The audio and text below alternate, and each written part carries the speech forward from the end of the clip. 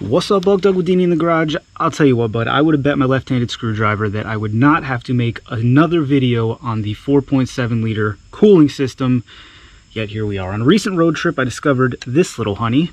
The bleed port for the coolant is weeping up here. It gets hot and then it's boiling out there, something that I've never seen before. I shared this with some of you in a video, and we discussed in the comments some possible fixes for it. We got a number of suggestions, from the truly inventive to the downright terrifying, but the two that I considered the most are Teflon tape to get that little plug to twist down in there further and seal better, or to just straight up use some gasket maker. Now initially I love the idea of just slurping some of the good stuff on there, but here's my concern. I have zero faith that this is the last fix I'll have to do on this cooling system, since it just seems completely haunted with gremlins, and my fear is that I put this stuff on there and then when I go to take it off next time, potentially little bits of rubber, gasket maker, RTV are down in the cooling system, causing me even more headaches in the future. So I think the humble Teflon tape is what we're going to give it a shot. We're going to jimmy jam some of it on there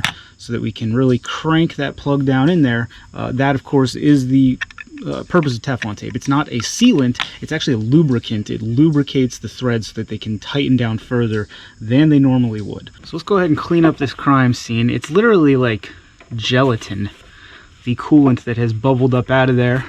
The water obviously boils out of it and you're just left with whatever the heck else.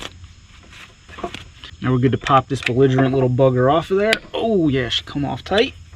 No big deal.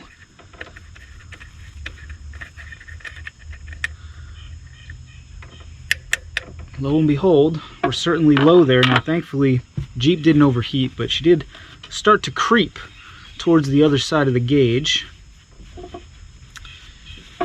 You can see, maybe you can see the threads. There's all that goop on there too. So I think I'm going to take this over to the wire wheel, get these threads nice and cleaned up, and then we'll bleed the system out, and then we'll give the Teflon tape the old college try.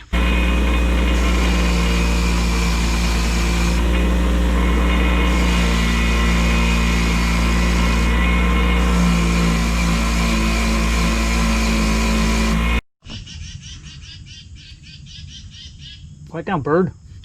Alright, let it be noted that I am a merciful man and I spared you all the 5th or 6th round of footage of me bleeding a 4.7. If you're interested in how you properly bleed one of these, I've got like 16 videos on it at this point. We've got the threads all cleaned up. The purpose there is not vanity, of course, but a clean thread is a happy thread. Pull it off this Allen key here. We'll give her the old rapsy doodles. I can...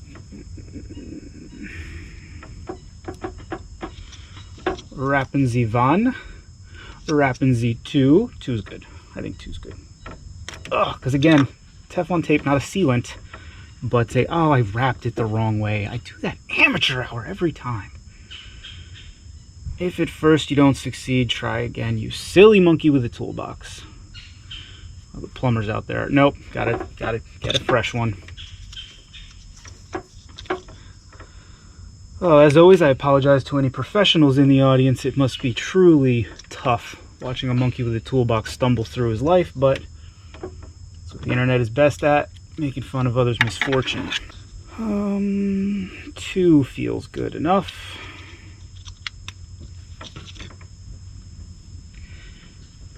Now, we install the plug.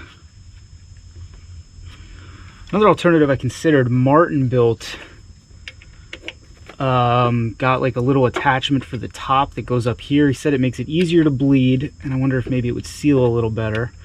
If this doesn't work, I may go that direction.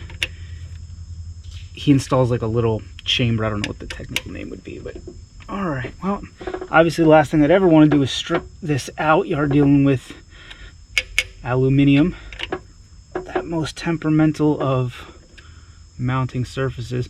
All right, I'm going to run it and I'll check back in with you guys in a few days and I'll let you know if it worked. If not, maybe we just weld it shut.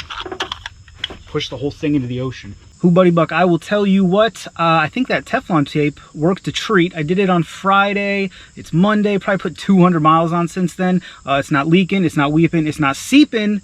We're in good shape, so I think that's all it was. I think maybe the threads had actually gotten dirty, from being taken out and put back in so many times. That's how, because it wasn't doing that when I bought the Jeep, but I've had to fix on and patch and repair and jimmy jam this cooling system so many times that I think maybe the threads started to get dirty or something. I don't know.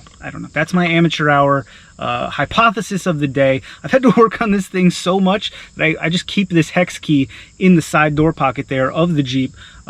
Maybe I can retire it, put it back in the toolbox now. I think this fixed it. This is going to be the same thing for any Chrysler product with the 4.7, whether it's a Jeep or a Dodge, or I think they put it in the Chrysler Aspen as well. They all have the same issues, very complicated cooling system. I have a ton of other videos on it. If you have other issues, if you're experiencing overheating with the 4.7, you don't know why, I got videos on that. It's just everything. I think this is literally like the 8th video I've made on the 4.7 cooling system. What an exciting topic to cover ad nauseum. Anyway, hope it helped you. Hope you found the video entertaining, or at the very least amusing. Wait, no, educational, but at the very least amusing.